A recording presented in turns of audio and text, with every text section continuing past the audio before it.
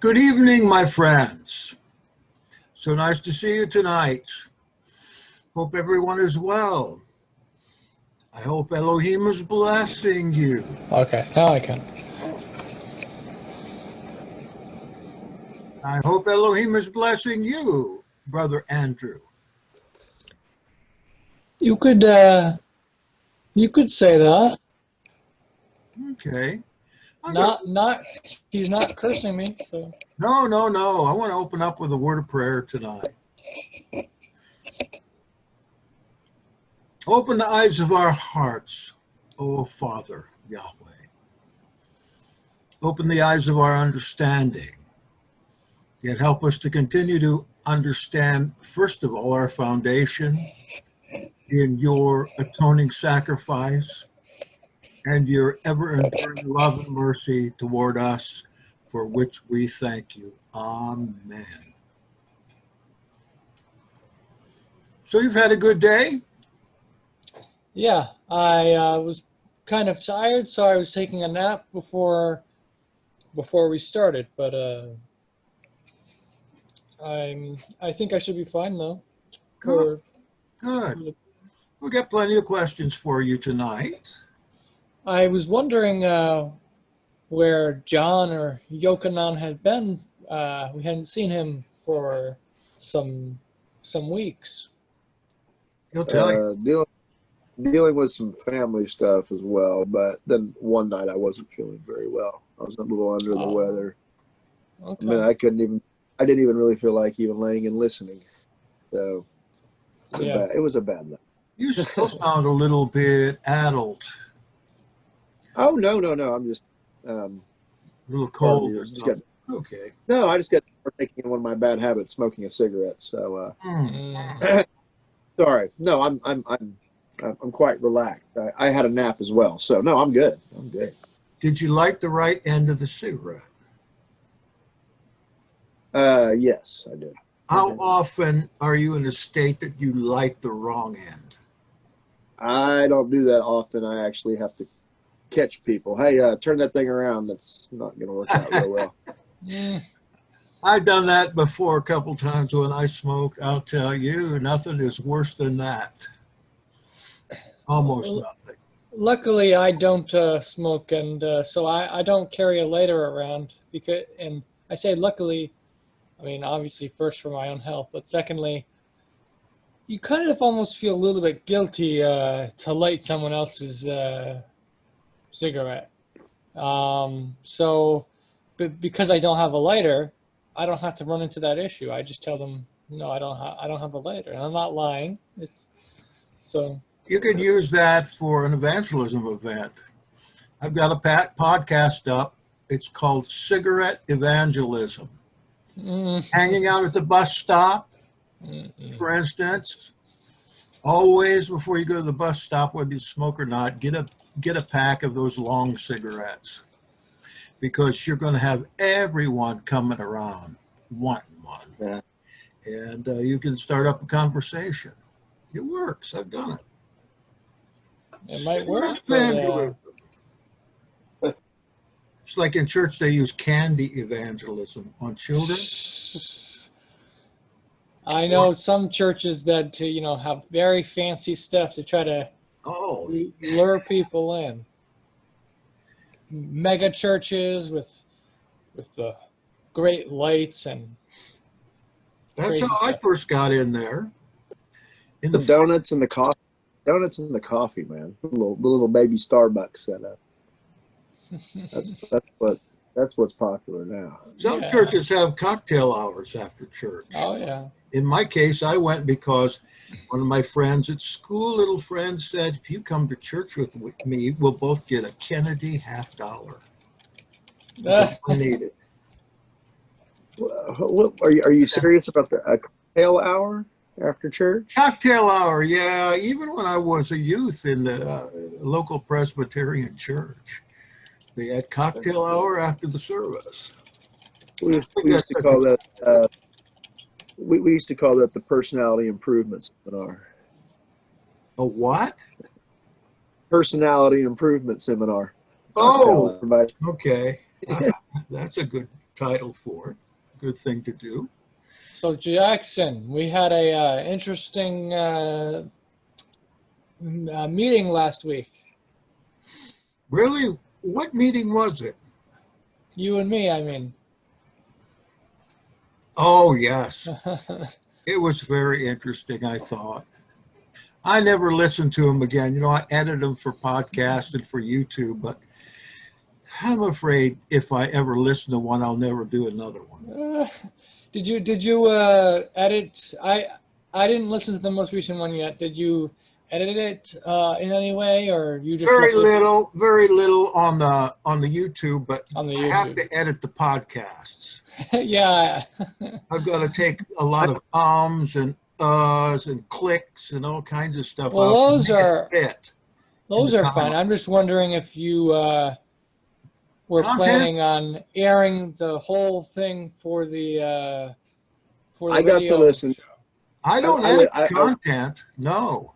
I went ahead and listened to it, and it doesn't sound like much was edited. A lot of good banter back and forth on the topic of Joseph of Arimathea. So yes, no, I don't know how much editing would have gone into it, but you know, a little controversy is good for you when it comes to bringing other people in. Unfortunately, last time we were kind of tied up with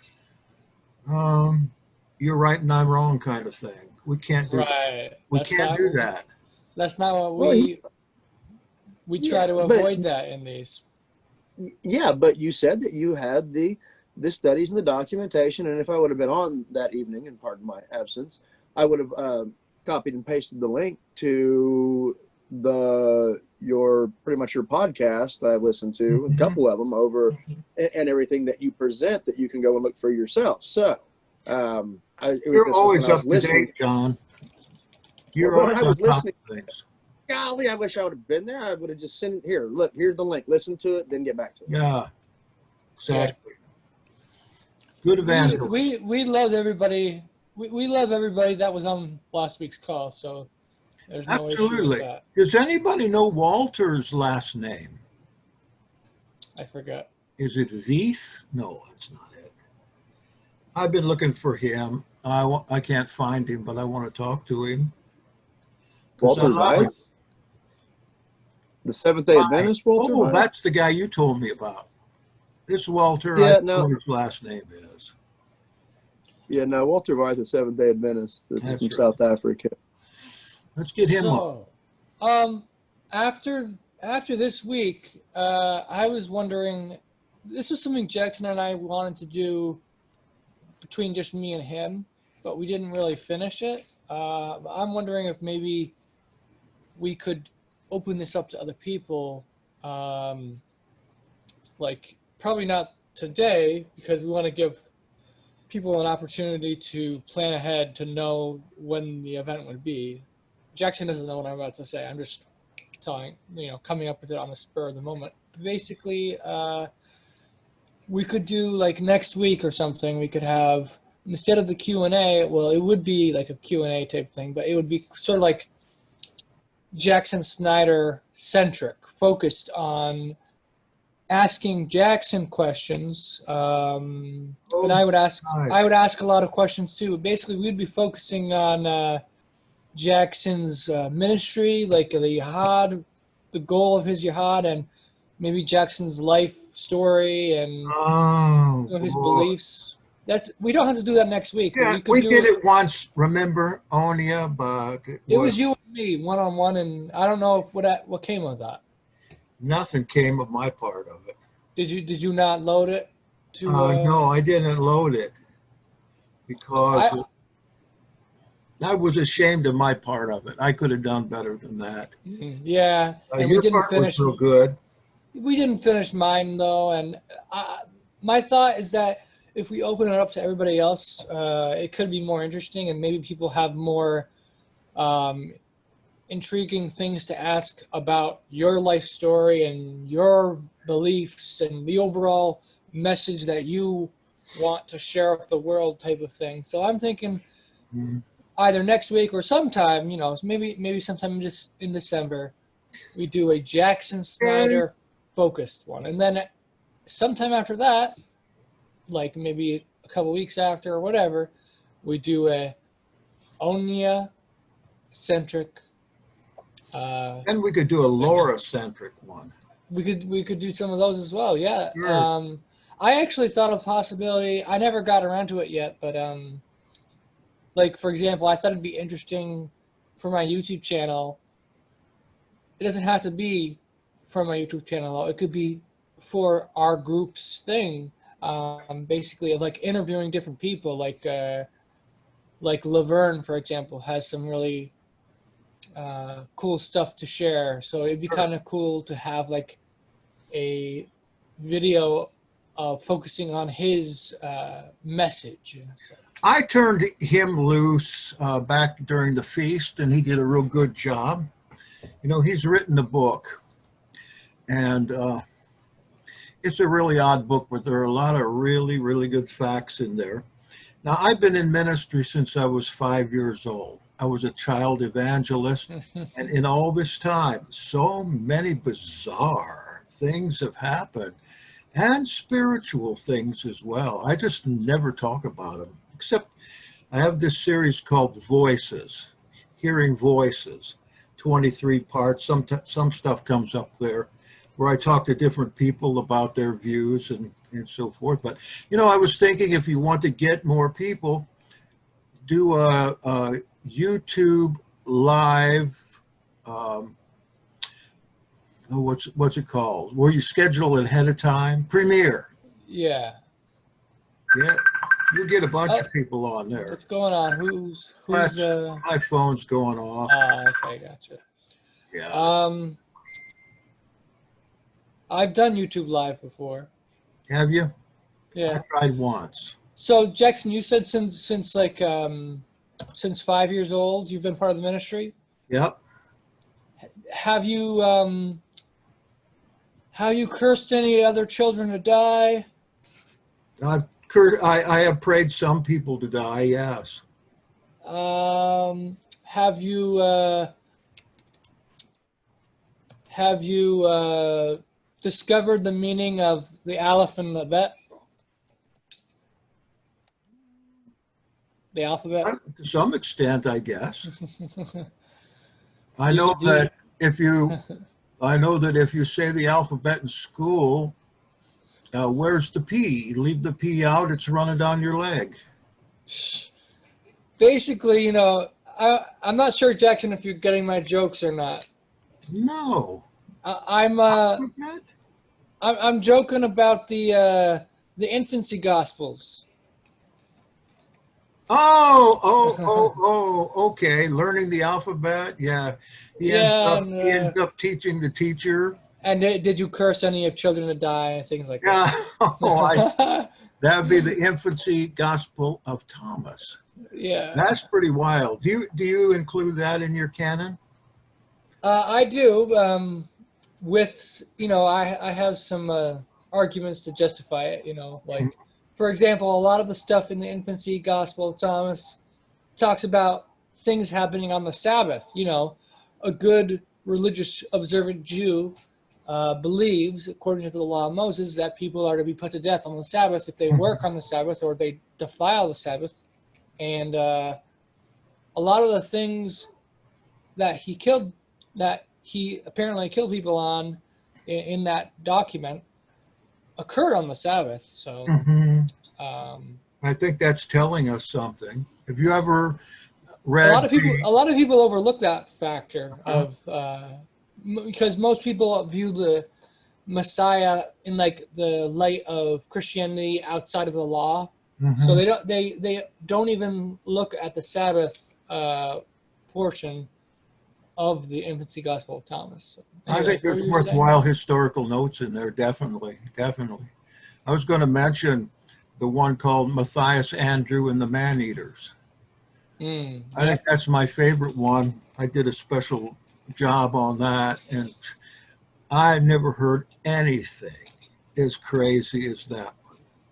That's an apocrypha. It's an early piece of work that's worth listening to. The way I say it, truth is stranger than fiction, right? Uh-huh. Here, until recently, I was inclined to believe that that episode is from the apocryphal Acts of Andrew, but I might be leaning more towards it being from the apocryphal Acts of Matthias instead. Well, you know, Matthias, it takes a small part in there, but it's called the Matthias and the Man-Eaters. He just has a small part. I would think that's probably right. Because, you know, Acts of Andrew, Acts of Matthias, pieces are spread all over the place. Oh, I did want to share you with something. I actually believe that Matthew and Matthias are the same person, and that Matthew, like basically, I think there's a doublet. I think according to the Gospel of Luke, the actual name is Levi of the apostle. It's Levi. Yet the other Gospels say Matthew. I think what happened is that there was some confusion by the scribes about the list of the 12 apostles. Definitely. Because Matthew or Matthias was added into the 12 apostle list to replace Judas Iscariot. So I believe that Matthias, aka Matthew, wrote the Gospel of Matthew, but that Matthew was never one of the 12 apostles. Instead, Levi is one of the 12 apostles, and the scribes got confused and added Matthew/Matthias into the text, and then they started distinguishing between a Matthew and Matthias as if they were two different individuals. But I think it was just the one, Matthias or Matthew, and then the one that they combined to create Matthew the apostle was originally Levi the apostle. That's my theory. I think you're probably right. You know, if Levi was a Levite, he would be a fitting candidate for a tax collector's office. And another one that is really very interesting to get into like that is Judas, Thomas, Theudas, Thaddeus, and the brother of Yahshua. All those different names can be applied to this one guy. Well, what's interesting of the Matthew one is, you know, the traditional authorship of the Gospel of Matthew is Matthew, but for some strange reason, Matthew's talking about himself in the third person. Mm-hmm. Never refers to himself in the first person.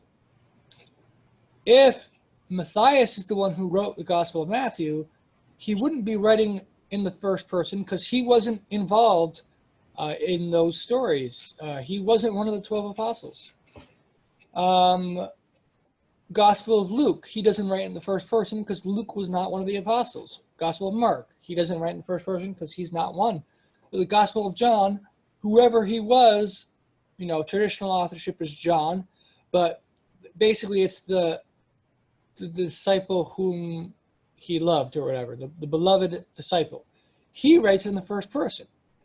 I think that would be Lazarus when you come. Yeah, there's different theories. I really think Lazarus fits that bill, but you know, the names, as you know, of the Gospels, probably the complete Gospels were attached as late as the 2nd century, middle of 2nd century, so scholars say. So, Gospel of Peter claims to be by Peter, first person. Gospel of Thomas claims to be by Thomas. A couple of them do. But and then the Gospel of Hebrews, apparently it claims to be by Matthew, according to some of the church fathers. We don't know for sure because we don't have a surviving copy of the Gospel of Hebrews. But it may very well be that the Gospel of Hebrews was written by Levi. Maybe it claims to be written by Levi, and then the scribes conflated it. Like I said, so Gospel of Matthew would be by Matthias. Gospel of Hebrews would be by Levi. The reason I say that is because in the Nag Hammadi library, there's a couple writings which basically say that the apostles all got together and they wrote their own accounts of what happened when the Messiah was on the earth and did his ministry. So they basically wrote their own, each of them wrote their own gospel. So Like where are the Nazarene Act- gospels? Nazarene Act says that James kept all those things in a vault someplace. I would love to see, like the Gospel of the Hebrews, the Gospel of Peter, some of the other ones, come to light, like the Nag Hammadi texts. I mean, they open a tomb someplace and there they are.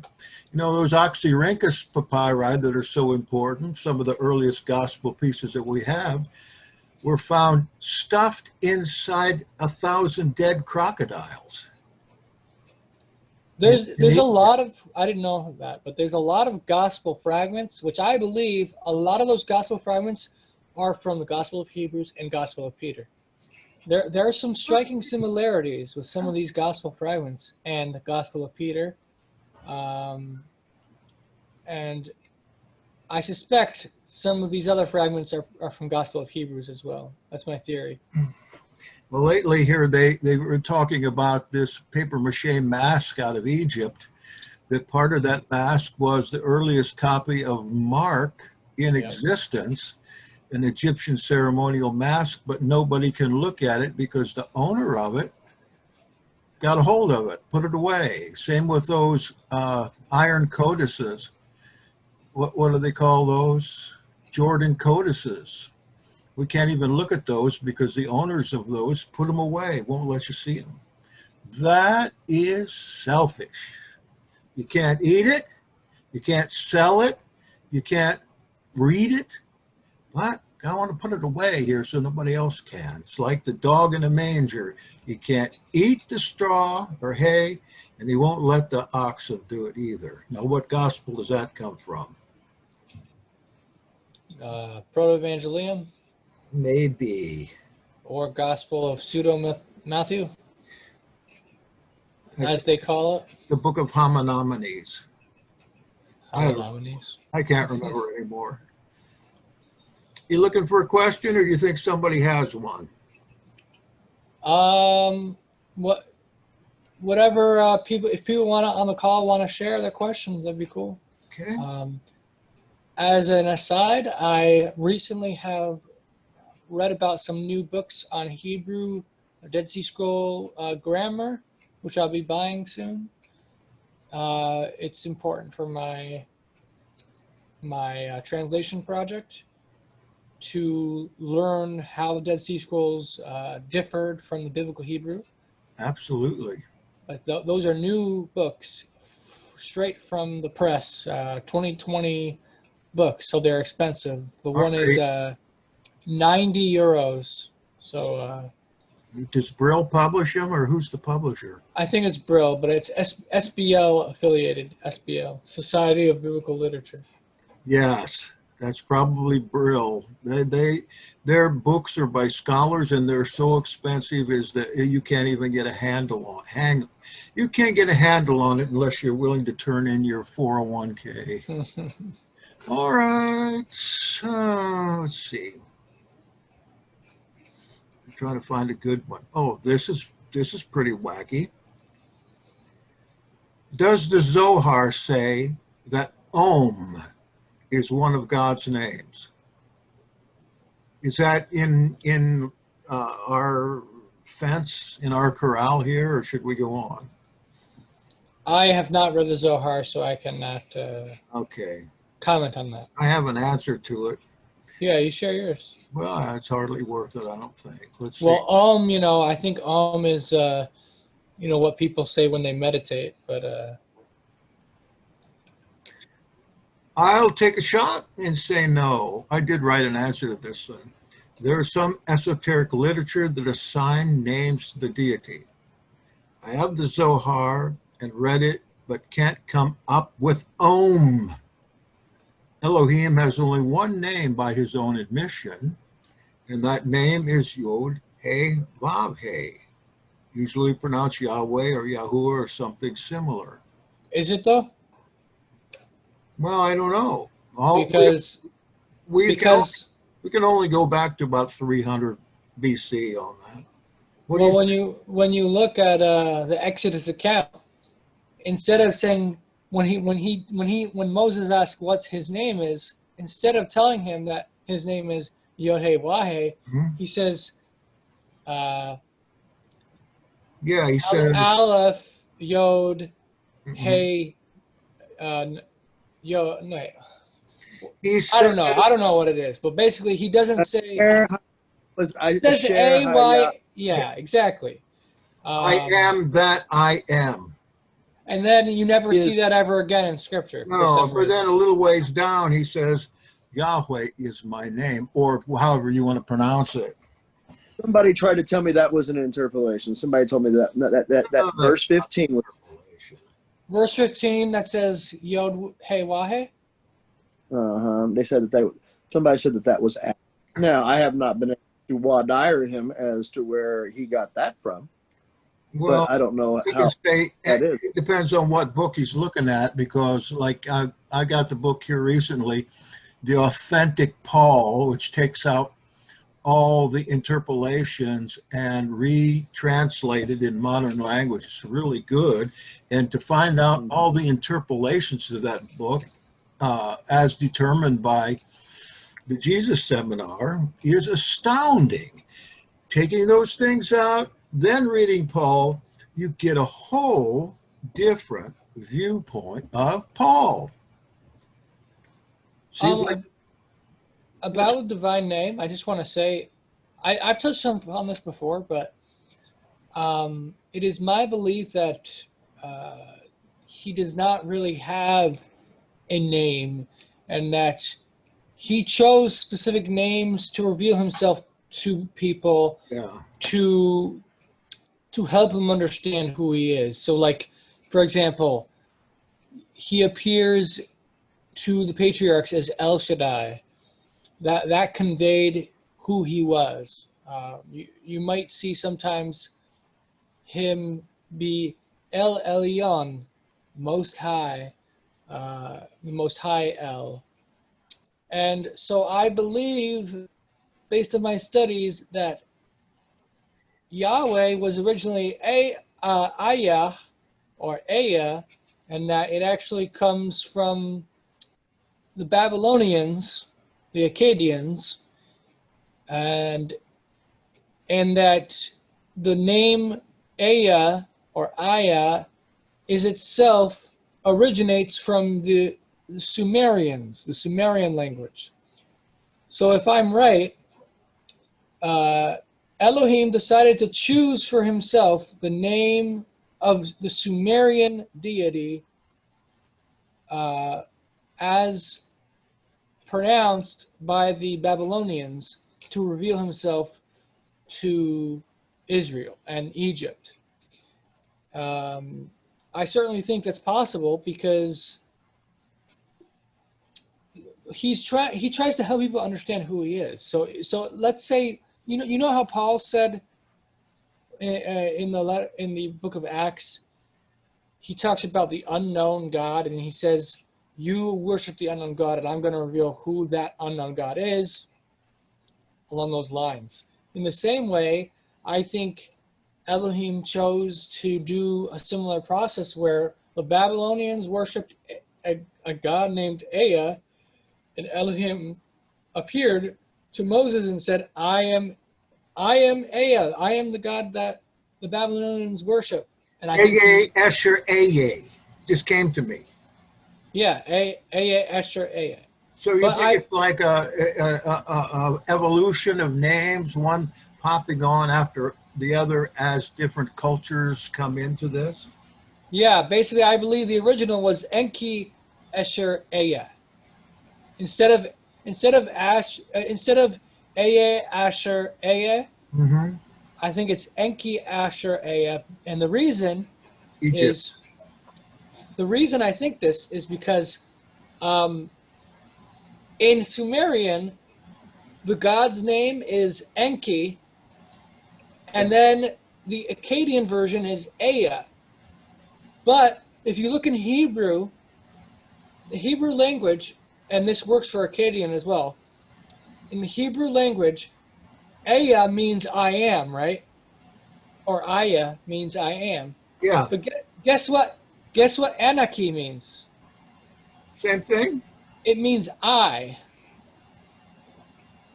And if you and there's no am in Hebrew. Like you don't say he is Yeah. this. There's no am is. No verb in there. So Anaki is a synonym of Aya. So I believe the Akkadians saw the Sumerian word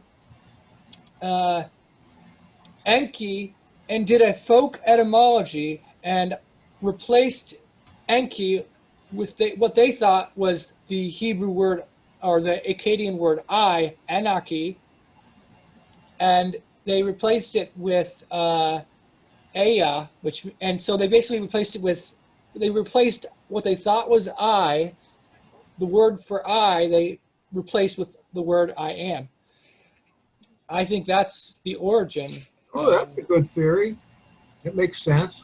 I gotta write like a whole PDF about it because it's more compelling when you see it in writing, I think. But anyways, Yeah, good. that wasn't really the question, so sorry for the tangent. Oh, that's all right. We find about everything but Ohm, I think. You know, some pseudepigrapha talk about his name being 72 letters long, and another one says it's 264 letters long. And what his name is, who can say? I think the only reason that he has a name given is to relate him or herself to people, because people have names. It's a good thing his name isn't like Bill or Bob or Lenore. Vicky was asking if I posted that PDF. I was saying I should make a PDF. I have not made a PDF of that. It would be a good idea to make it so that people could see what I'm talking about written out. Another thing that I touched upon is how Elohim, I don't believe, is originally an authentic term, and that it was created by the Israelites in an attempt to eradicate the multiple gods in the ancient Hebrew religion, because you know where it says Yahweh is the Lord of Lords, King of Kings, and God of Gods. So there's many gods, but there's only one God we are to worship. The Israelites were to worship the one God, Yahweh, and instead they were worshiping many other lesser gods when they were only supposed to worship the one lesser God, Yahweh. Well, you know that name goes back to 3000 BC, and the Ebla tablets is full of El or Elohim, and lesser Yah is in there as well, but in much less frequency. So that really goes back too. So maybe they use that to consolidate everything. You're saying that the Ebla tablets was when? 2000 to 3000 BC. I thought they date the Ebla tablets much later. Oh wait, Ebla tablets.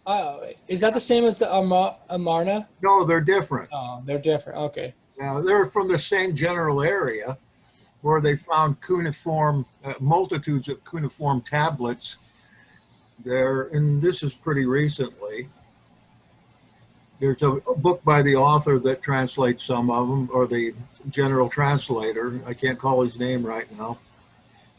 I want to just recommend you to anyone listening right now, because you'll see this on video. I'm going to pull up a book. I want to recommend people to buy this because it's mind-blowing what you can learn from it. So one sec. I'm going to take my headphones off so I can't hear you for a sec. All right. It would be nice of him, because he doesn't believe in copyrights, just to make us all a copy.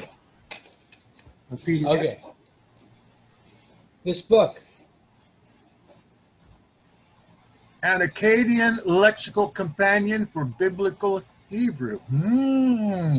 Etymological, semantic, and I can't read backwards. My computer screen has it backwards. and idiomatic equivalents with supplement on biblical Aramaic. So basically, you look up a word, a Hebrew word, and it'll tell you the Akkadian equivalent. And Give us a good example. well, like so, for example, the word for Messiah. I'm just telling you off the top of my head. The word for Messiah in Akkadian, instead of I'm going to type it too. So, so that's Messiah in Hebrew, right? Well, so it's Messiah.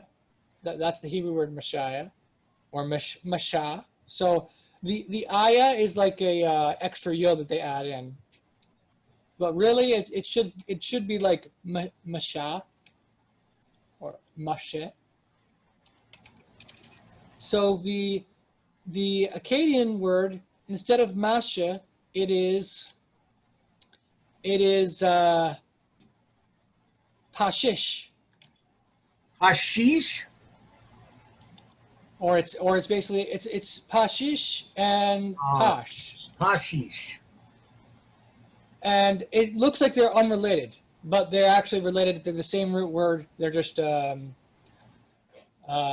are spelled different. And there's all kinds of crazy examples like that. There's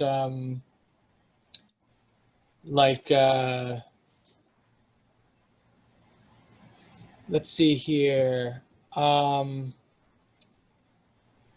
Levi, like, I don't know. There's just so many amazing examples where, like, there's just striking things.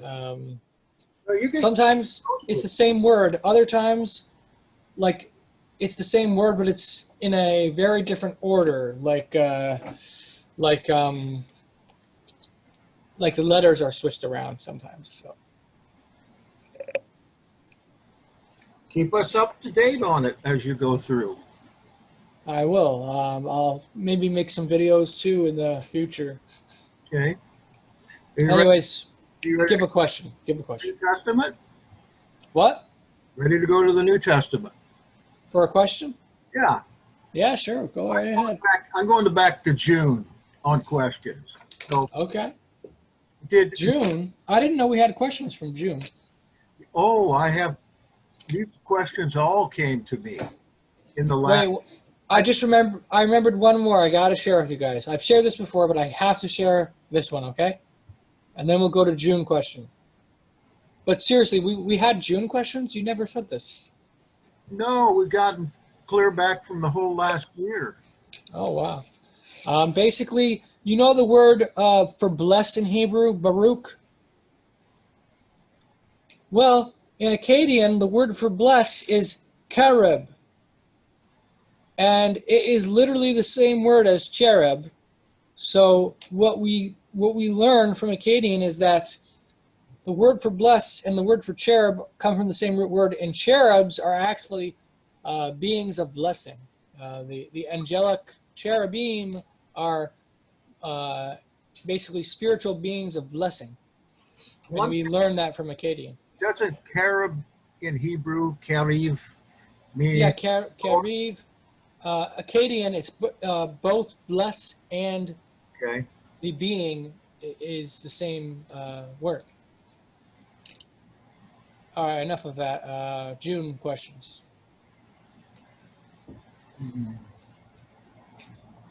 All right.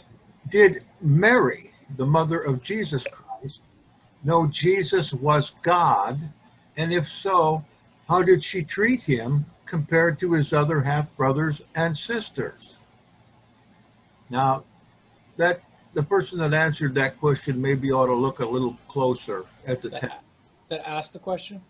Did Mary, mother of Jesus Christ, know Jesus was God? And if so, how did she treat him compared to his other half-brothers and sisters?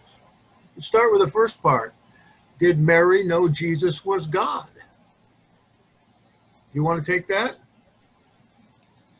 I could share my thought on it. It basically, you have to figure out what does the person mean when they say, did she know that he was God? Because Just take it at its face value. That's all we know, is what the question is. well, it sounds like what they're saying is, God Almighty and things like that. And That's what they mean.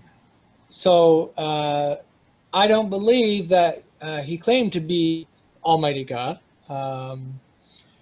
So Mary, well, certainly she did not know who he was, at least in the beginning of the ministry, because she treated him like a normal human being, right? So evidently there was not this understanding of him being the Almighty God.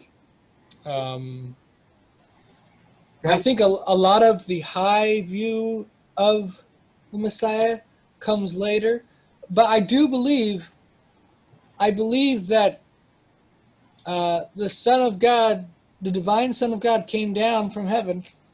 I believe in that. I just think that it wasn't clear to everybody who he really was. So I don't think really Mary was fully comprehended the glory that was being revealed to the earth. Okay.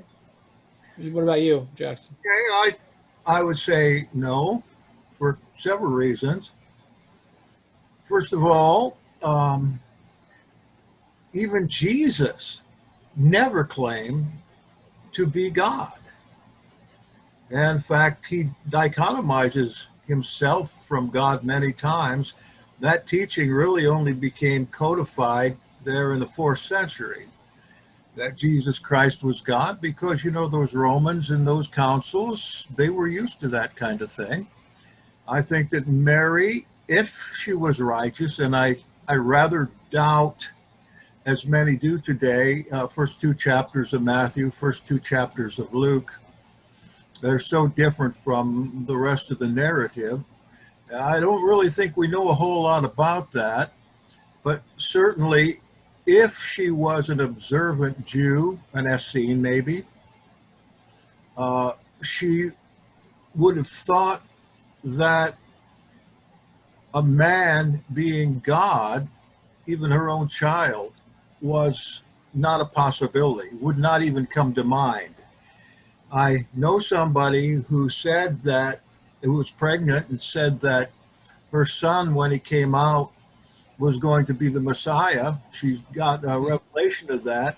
She told everybody about that every place. And of course, what came out was a girl. So she thought that she probably got that one wrong. And the next one that came out was a girl. Finally, on the 3rd try, the boy came out. Now he's the Messiah. I think, like you said, Mary treated him just as a child. Now, the second part of this, how did she treat him compared to his other half-brothers and sisters? My theory on that is a little different than most people. I believe that her husband was mature, and that at least 2, if not 2, of those that are designated as his brothers came with Joseph when he came over from Egypt and were already there.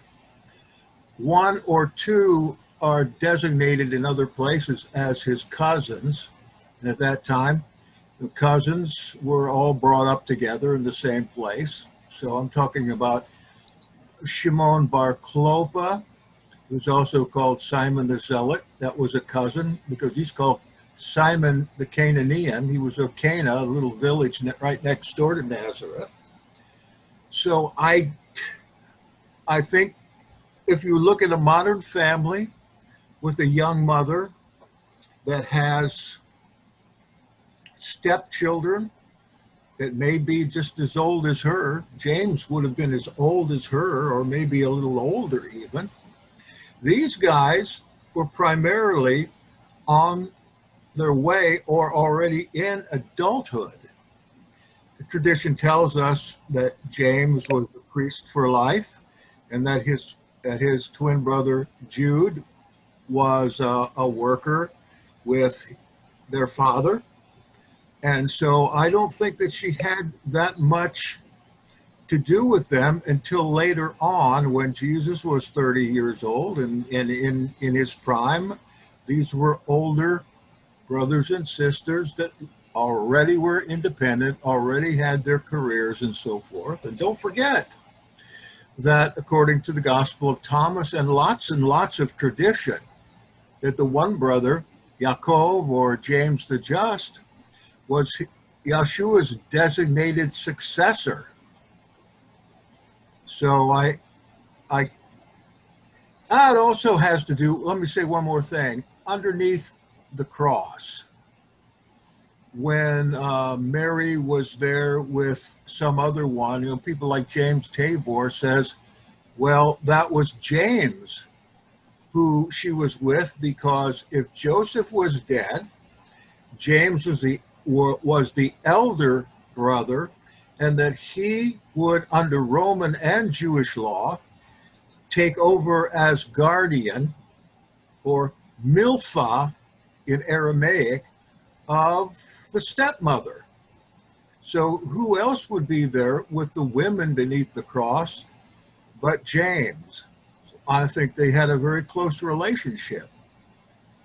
And I don't think that they believed that Jesus was God. I believe that really came along much, much, much later when the Romans got involved and the Catholic Church was formed. I think that he was divine, is my opinion. But rather than being, as the Trinitarian formula says, the same substance as Elohim, well, obviously, he was not the same substance, because Elohim is a spirit and Yeshua was a man. So I don't believe in that Trinity doctrine. I believe that he was the son of Elohim and the son of man, which he called himself over 150 times in the Gospels, that he was the son of man. What that means, well, you can't really figure what that means unless you read the book of Enoch, where several chapters there specifically tells us what that title means. That's my answer to it. What do you think? Do you have faith in the nativity narratives? I think you probably do. I do, but the Proto-Evangelium kind of mostly agrees with what you just said. I mean, in the sense of the siblings being already alive and not really born from Mary, but from someone else. But I do have a question of what you said. Now, when you said you believe he was divine, can you elaborate on what that means? Yeah, sure. Because it's a very unclear way to say it. Yeah, I'm sorry, because we don't have the time or the interest. Wait a minute. We don't have the time and interest to go into what the title Son of Man means, except to say that the Son of Man was in the line of Melchizedek, Metatron, Enoch, that spirit person who had the spiritual propensity as a son of Elohim to be a mediator between Elohim, who couldn't be seen, and humankind as well as angels. And as I said, the middle chapter, the parables of Enoch, tell all about this. And if you didn't know any better, you would think that knowing the mission and acts of Yeshua, definitely a second Adam is a son of man. It might even be called that. If you didn't know that Enoch was much earlier than Yeshua, you would say Yeshua is in this text because it is so similar to Yeshua's life as we know it and to the title that he called himself. So when I say divine, he had the ability to move beyond the mundane realm that we live in and are stuck in, unless we're some kind of mystic, in order to be in a transfiguration type situation, or in the situation as a judge of angels and humanity. That is a characteristic of what the Son of Man is, according to Enoch. Now, to try to explain it any further, I simply can't. I just know, without a doubt, that Elohim and Yahshua are not the same, according to Yahshua's own word. And he describes himself perfectly. In fact, in the very first verse in the Gospel of Mark, supposedly the earliest gospel, arguably, it starts out by saying the Toledot, or history of Yahshua HaMashiach, the son of Elohim, Ben Elohim. It's still a mystery. I don't know if we can understand it until we're able to get on that other side. My take on it is I believe that the Father is the ultimate God, and then that Yahweh was a lesser God, and Yahweh is like the chief son of Elohim, and basically is my understanding that Yeshua is Yahweh, but Yeshua is not the Father. Yeshua is not Elohim, the ultimate deity. He is the lesser one who serves the Father. Yeah, well, Yahweh is like a war god in the Old Testament. Whenever there's warfare to be done, he's Yahweh Sabaoth. And when we read in Revelation about Yeshua there, he takes that exact same position. He's going to take out the sword of his mouth and slay every evil thing that ever lived. Good. Now the Son of Man thing, I'm a little conflicted on, because I've been citing that as evidence for the Book of Enoch for a long time. From the New Testament, the connection there seems striking, right? Yeah. But I've kind of taken a more critical look at the New Testament in the sense of some of these phrases, and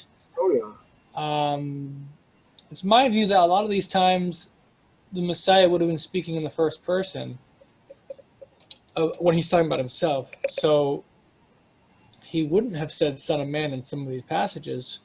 So it's not clear to me which references to Son of Man are authentic and which are not. Like, because, for example, I found, I don't know off the top of my head, but I found at least one place where one gospel says Son of Man and the other does not.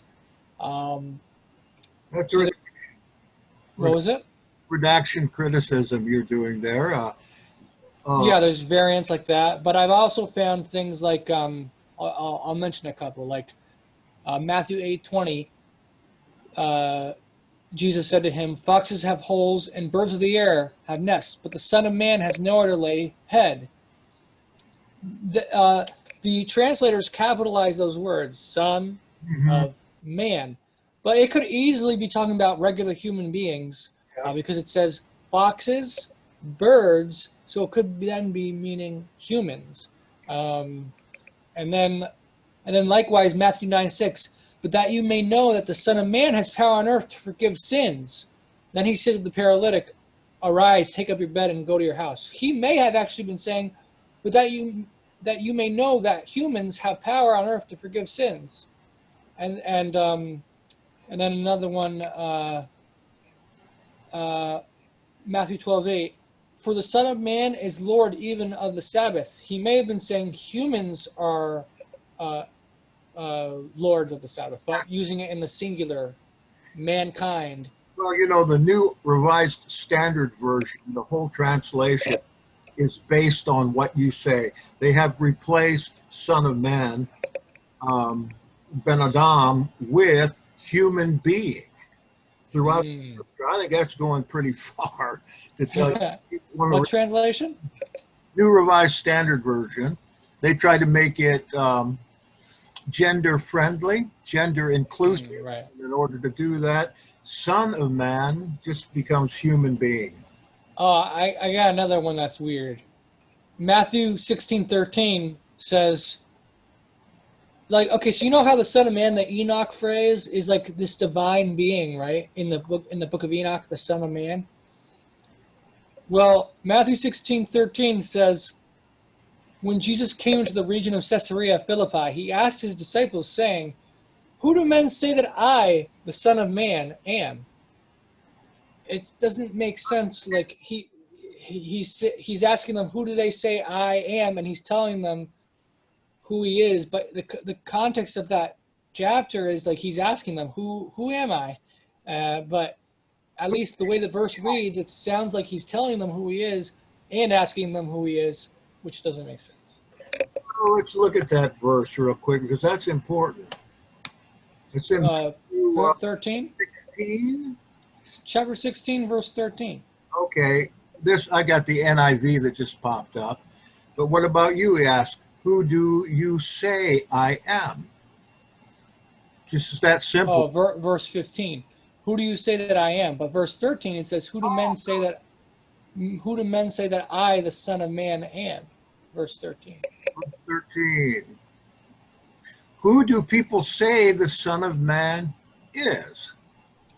The New King James Version says, who do men say that I, the Son of Man, am? I don't know if that's what the actual text says or if they differ, because I know that the King James Version was used from a different New Testament Greek text than the NIV was sometimes. It uses the Stephanos, which only goes back to 1550. You know, we got so many much better texts now than they did at that time. Right.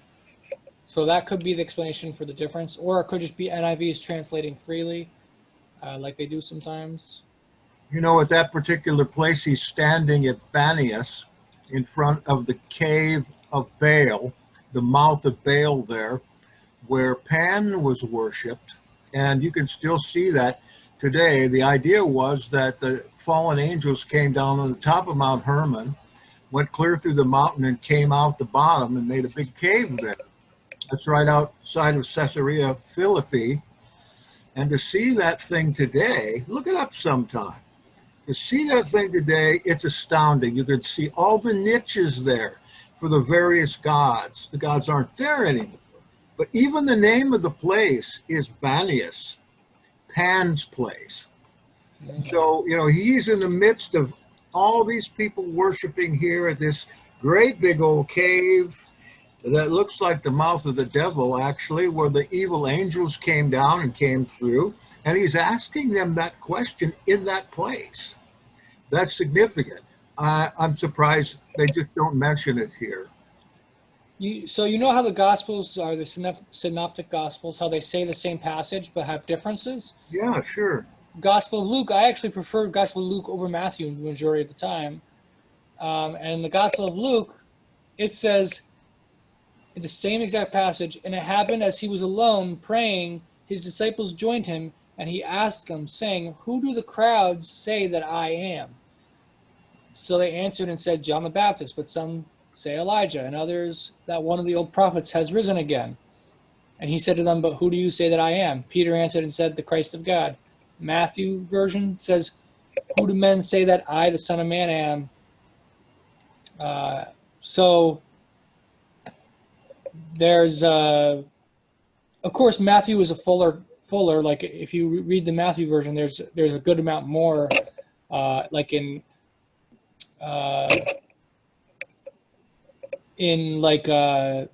Peter gives his answer, and then it says, Jesus answered and said to him, blessed are you, Simon Bar-Jonah, for flesh and blood has not revealed this to you, but my Father who is in heaven.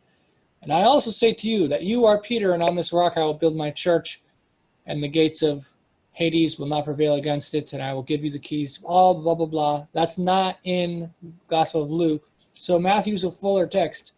But consistently, Matthew adds these clarifiers that Luke does not, and the clarifiers seem to be of a later age, in my opinion. Okay, Steve's got a question for you in the chat. Who was it? Steve, Tower Time? I don't see it in the chat. Really? Oh, you typed it for him. I typed it in for you.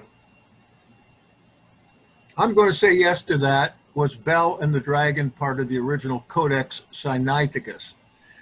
I'm going to say yes. Is it? It's not currently in the Codex Sinaiticus. Well, all I did was the New Testament in the Sinaiticus to show the different interpolations that weren't there at that time.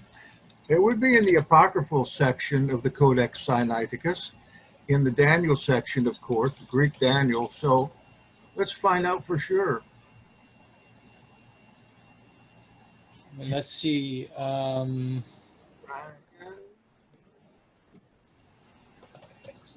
looking it up now.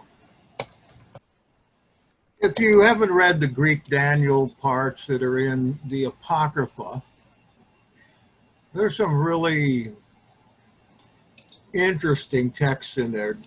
Bell and the Dragon, the three children, the prayer of Azariah, let's see, Judith.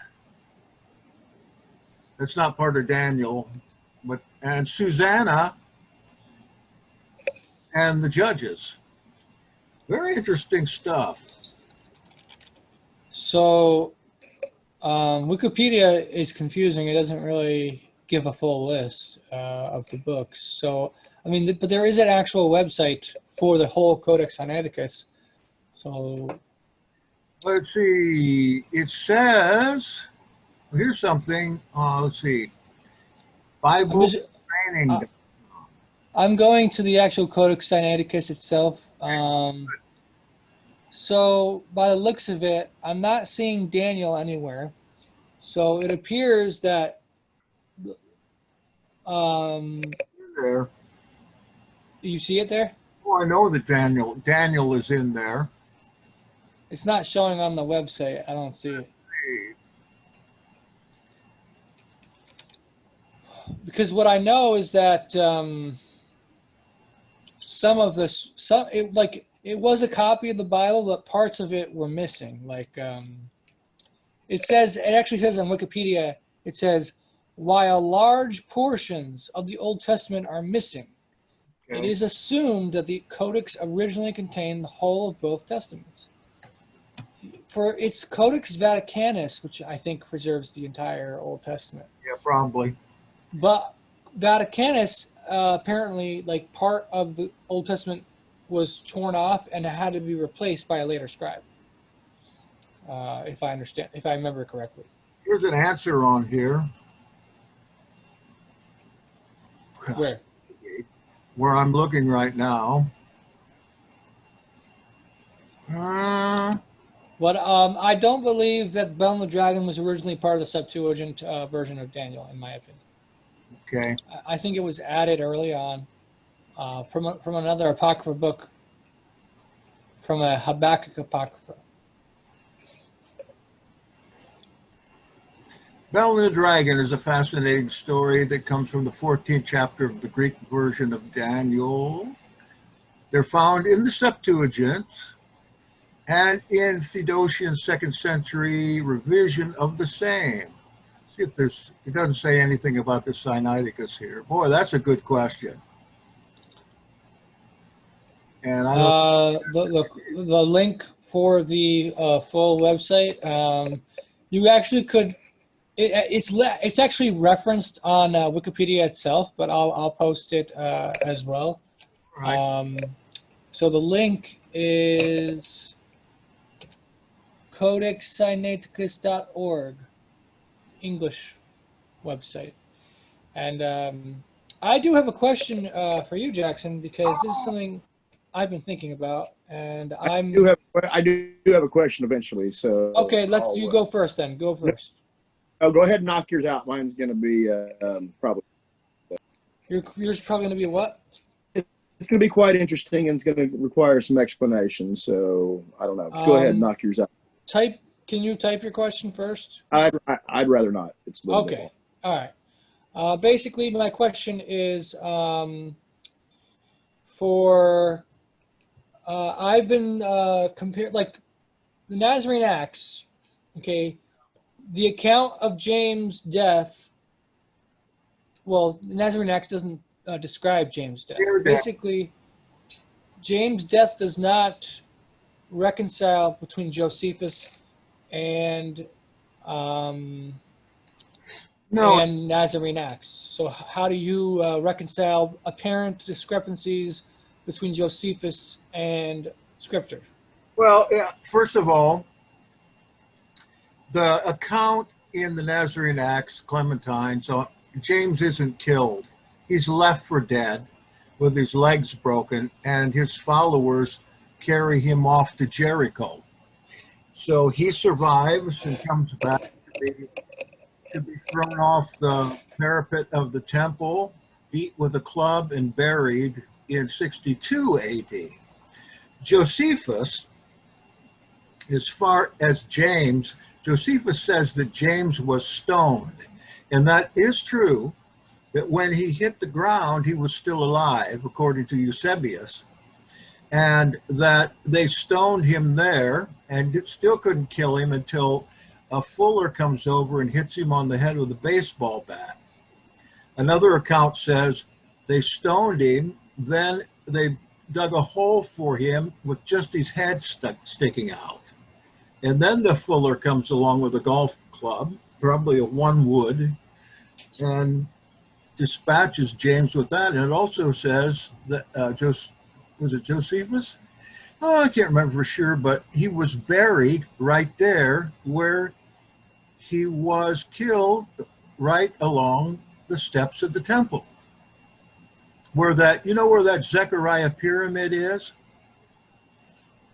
I'm Right. not sure. But, Okay, it's a very outstanding kind of monument there in Jerusalem. And his gravesite is right there.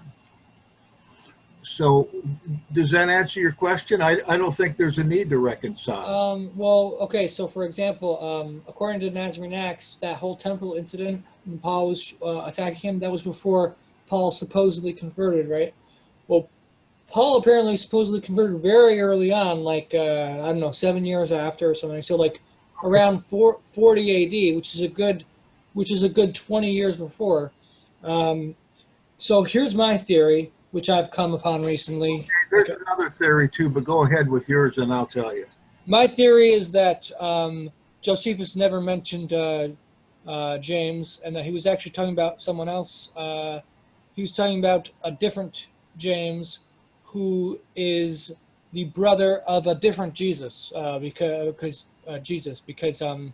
in Greek, Jesus is the form of Joshua, and there Josephus actually mentions other people named Jesus or Joshua, Quite a few. quite a few, and in that very section, like not in that very section, but in that general section, there's actually close proximity reference to another Jesus who is not the Messiah. Yeah, Um, son of Damnius. yeah, so I'm inclined to think. I know, like the early Christians would not like this because I'm taking away one of their early Christian references to authenticate the New Testament. But I actually think that it does more harm than good to the New Testament testimony because it creates this very difficult contradiction, which is not necessarily necessitated by what Josephus says. It could very well be a completely different Jesus, completely different James, and then Christians just wanted it so much to be a reference to their beloved James and to their beloved Jesus that they interpreted it that way. All right. And that's my theory. Okay, I have to disagree with that. That's okay. The story about James' death and Josephus comes on the tail of the story of Paul and his brother, called their Saulus.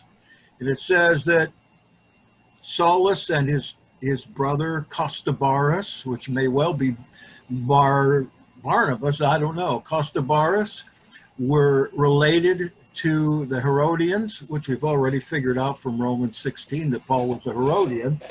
So it says that they raised hell around the temple all the time, to the point where when they tried to apprehend that gang, Paul's gang, they were caused not to because of their relation to the king. Okay, right after that sequence is the sequence of James' death. They're very much related. I don't know any scholar that says that that is spurious, but there's one other point to be made right now in a discovery or a theory that is very intriguing. That in Josephus, the story of the Egyptian, spoken of in Acts 6, that the Egyptian is Yahshua. He comes out of Egypt, and that there is actually a 20-year difference between Josephus' accounts and the New Testament accounts, consistently between a number of different incidents that are mentioned in both. And the theory is that for some reason, the Bible, or I should say the writer of the Acts of the Apostles and Luke, predated the gospel back 20 years in order. What was the reason? There's a good reason. I'd have to think about it a little bit. I haven't looked at this for a while. But if you compare Josephus and the Acts that are mentioned there, and the Gospel of Luke, the same Acts that are mentioned there, consistently a 20-year time shift. Now, Jesus as the Egyptian makes a lot of sense, because he says he brings a band in, and his intention is to go up on Mount Zion, and that they go to Mount Zion in the Mount of Olives with the Egyptian, with his followers. We get clues from the New Testament that Joseph and Yahshua were both out of Egypt. And with the time shift, it all works out just to the year. And so that's something that's worth looking at too, the Egyptian, because he does exactly what Yahshua does. Just as Theudas in Josephus and in Acts 6 does just exactly like the brother of Yahshua, Jude. Now, there could, of course, be a conspiracy here, either on the end of Josephus or on Luke's end. It would be more consistent to me that if Luke was doing this, because Luke obviously has had to disguise the people that he's talking about with a variety of names, because in that day, to write that literature and get caught as the author of it, you got the same penalty as the criminals in there. That was a capital offense to be an author of such material. And so Luke, of course, is a pseudonym. Theophilus is a pseudonym. Many others in there are pseudonyms, like you said in Acts chapter 1, Matthias. I agree with you on that. And, you know, there's a reason I do, but I won't go into that now. But it's intriguing, to say the least. That's why I'm working on the translation of the Aramaic Slavonic Josephus, which talks a lot more about the biblical characters. It was written in Aramaic for Jews. He rewrote it in Greek for Greeks and Romans, and he left a lot of stuff out, primarily stuff about the movement that we today call Jewish Christianity. Amen. Which leads into my next question. Go ahead and talk about the discrepancy between the time frame of John the Baptist possibly being younger than Yeshua or lived longer, according to Josephus. Because doesn't Josephus in the Greek version talk about a man and Banya, a man? Yeah. So I was wondering what your views are about the discrepancy possibly in the time frame of this description of Yochanan the Immerser by Josephus being running around at a later time after Mashiach. All right. I think that I'll go ahead since I'm on a roll here, Oni. I think that Josephus talks about John the Baptist, calls him in the Slavonic version the wild man. The wild man, and Jesus is known as the wonder worker. So Book of Luke has John the Baptist being 6 months older than Yeshua and a kinsperson. However, Josephus talks about a man who he hung out with. He was a disciple of another guy named Banya. Banya simply means one who baptizes. Okay, so Josephus left Banya because it was just too hard for him as a 17-year-old man to follow that way. And he says specifically that this guy was an Essene. Whether he was Qumranian or not, I don't know. So that Banya could well be John the Baptist, but Josephus also says that John the Baptist was alive like 30 years after Yeshua, or is it 30 years before? He actually tells about his lifespan. And his lifespan in Josephus. In what section? I am just going off the top of my head with this. I think it's in his Vita. What we do know is, according to Book 18 of the Antiquities of the Jews, right? It seems to place his death in the same time frame that the Gospels place it. So at least for the death, 62 is what. But did you go right before that and see about Saul breathing his murder? Oh no, I'm referring to John the Baptist section. Oh, okay. So yes, basically in that section, it mentions Aretas and Herod, and apparently this Herod is the same Herod that the New Testament speaks about. The same chronological. It would be Herod Agrippa, who Herod Agrippa just had like 2-3 years, and that was taken over by Agrippa II, the young man. Trying to think of the dates. I think that Agrippa died in 63, 64. It might be 20 years off there because of the time shift. Well, it claims on Wikipedia that the Herod Antipas is the one who killed John the Baptist. Yeah, that would have been much earlier. Well, Herod Antipas or Antipater, it says he died. He died after 39 AD, but his reign ended in 39 AD. From what I can tell, based on what I'm looking at, there doesn't seem to be a discrepancy in the date of the death of John the Baptist and the New Testament. But if you can find, I'm not sure about the earlier portion of the life of John the Baptist, and I also don't know. I don't remember what Slavonic Josephus says either. Slavonic has a lot about him and a lot of description that the other doesn't have, but I just wanted to mention here about, while we're at it, now I forgot what it was. That's all right.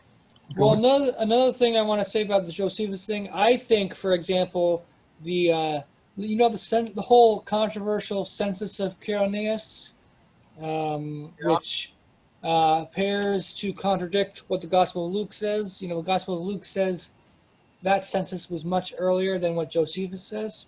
Exactly. Here's what my belief on that is. My belief is that the original of Gospel of Luke simply said, let's see, let me go to it. So what our current text of Luke says for the census is, it says, "It came to pass in those days, a decree went out from Caesar Augustus that all the world should be registered. this census first took place while Quirinius was governing Syria. Yeah, that's off. So all went to be registered, everyone to his own city. I believe one of two things. Either verse 2 is an entire interpolation and was not originally part of the Gospel of Luke, or that's pretty much what I think. Makes a lot of date mistakes. Again, look at Acts 6. He's got Judas the Galilean. He's got Right. Judas, and I think the Gospel of Luke and Acts by a later scribe used Josephus as a to add some chronological things in that they thought was what it was saying. so that you're talking about something that had to happen in the mid-90s at the earliest. Because Right. the references in Josephus that are the same are, well, he was probably murdered by his cousin Domitian in about 95, along with Clement of Rome and several other guys mentioned in the Bible, Epaphroditus, another one. So he would get his antiquities out sometime just before 95. So that means that if Luke used Josephus, then the redactor had to be looking at a copy in 95 or later. On the other hand, the other theory goes that Josephus used Luke. And this is another reason why I believe that Luke is really Epaphroditus, who was martyred in 95 AD. A literary man, a book writer, he's the one that Josephus dedicated his works to, and he is mentioned by Paul as being a traveler with him in Philippians chapter 2. So it's all a great mystery. It's fun. And it would be my hope that sometime we'd find out about these things. Why? Does it have anything to do with our faith? Seems to me the more I learn, the more critical my scholarship is insofar as I'm able. It's a salvation issue. My faith if you don't know the truth, you'll be damned to hell for eternity. Yeah, along with 99.9 other people. Okay. Sorry, I interrupted you. Sorry about that. No, I've blown on too long. You want another question? I did want to say about this. I find it very interesting that scholars are more critical of the Proto-Evangelium of James, but strangely enough, Proto-Evangelium of James does not make this chronological error that Gospel of Luke does. It actually doesn't say the census was during when Quirinius. It just mentions the census. It doesn't say the census was under Quirinius. So I find that interesting that this apocrypha is more historically accurate than the Gospel of Luke in this thing. He makes a lot of mistakes, but scholars say that if he got mixed up with Saturninus. It could be, yeah. That Saturninus was the governor at the time of the census in 6 AD or 4 AD. The other thing I want to say is the book that we need the most, and I hope we find it sometime in our lifetime, is Papyrus.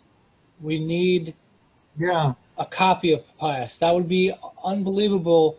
And I think if we discovered a copy of Papyrus, that would refute a lot of false scholarly ideas. And it would also create a whole type of it would just revolutionize the whole field of textual criticism and early church history and everything. Like, that would be one of the most important books ever. Absolutely. And it's lost. Unless he's a liar, what's the fragments from that have stories about the death of Judas and a whole lot of other things. Like the fragments that are left are just mind-blowing. Tell you the truth. And I have those fragments. I've read them, and they're on a podcast.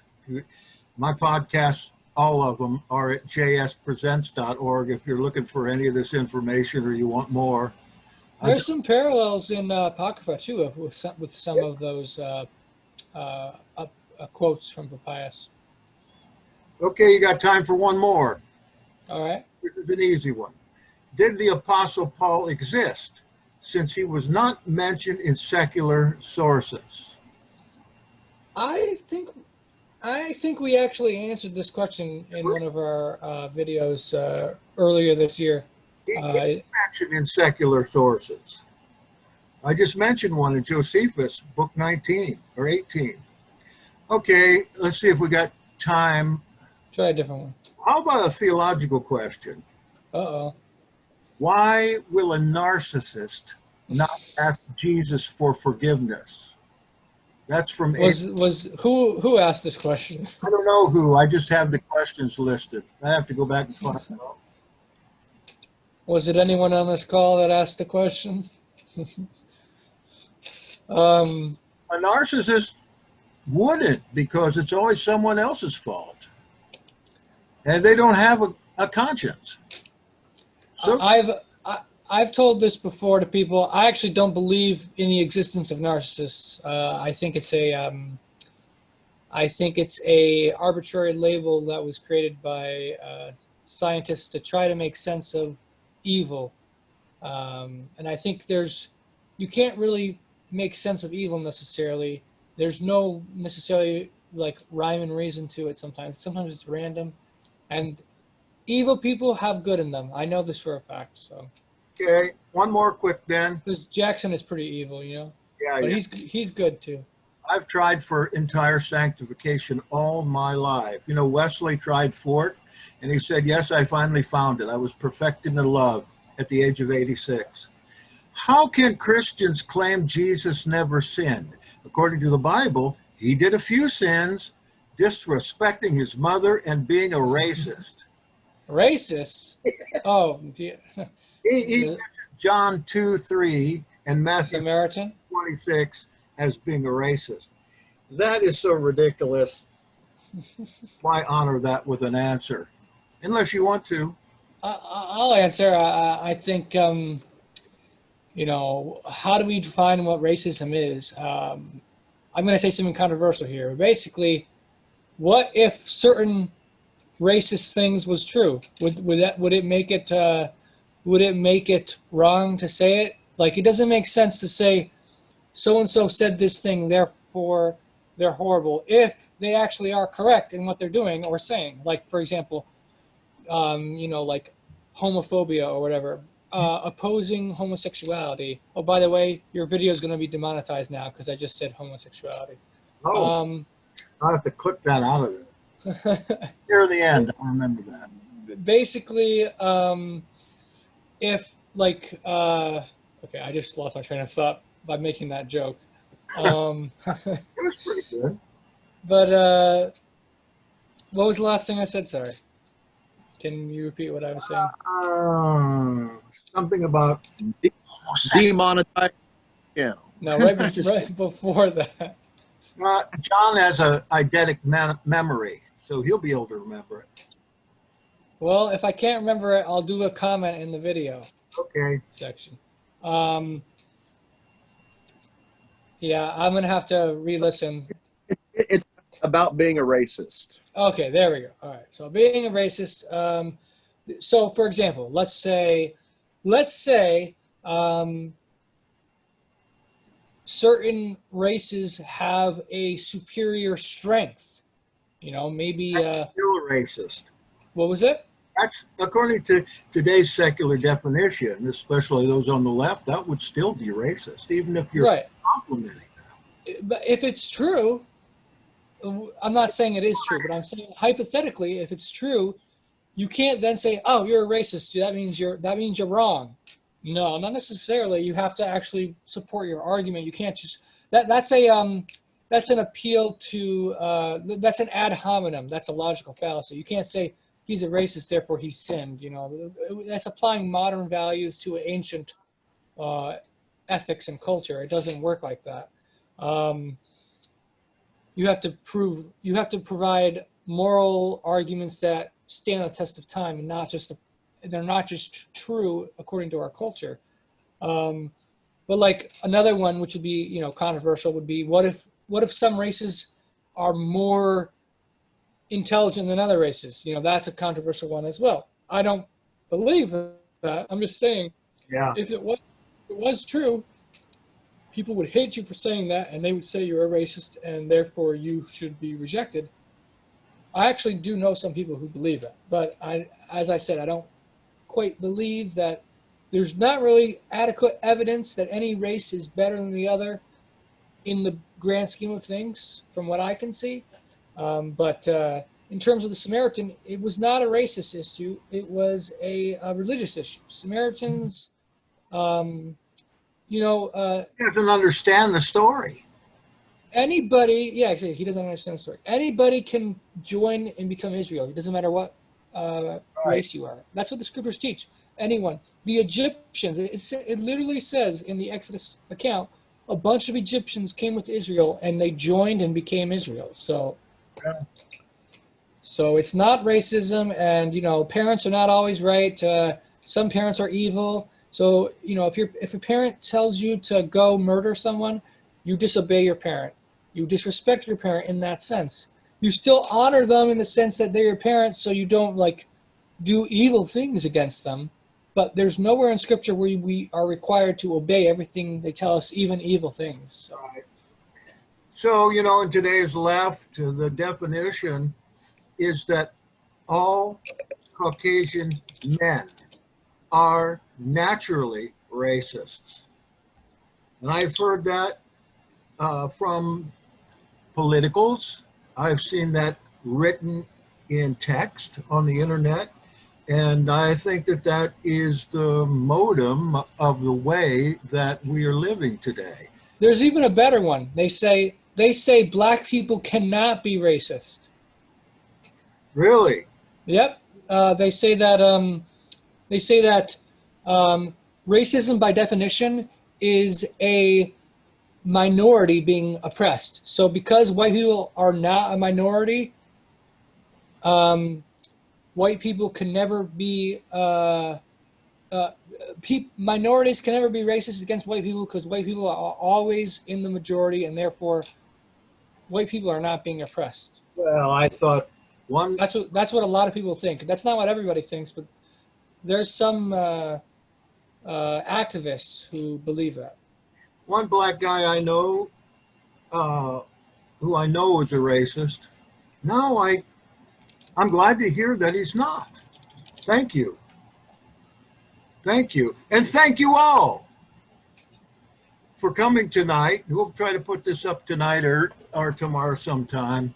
And I appreciate you for participating, especially Mr. Carlson.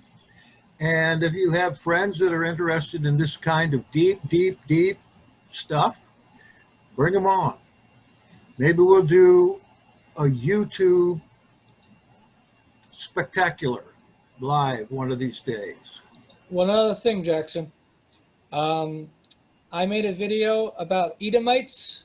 The word, if you have the word in a comment, it gets banned by YouTube automatically as a filter against hate. Yeah, if you try to type Edomite in a comment, it will not post anywhere on YouTube. I think it's because of the Black Hebrew Israelite movement. They created it into a hateful word. But I have a video up. It allows it in your title. You just can't monetize it. But basically, every now and then I have a random person who tries to comment on the video and say that the Jews are evil and that they're Edomites and stuff. Yeah. Well, that's all the racist stuff, Let God sort them out. Good evening, my friends. Thank you again. See you next week. Shabbat shalom. Have a great weekend.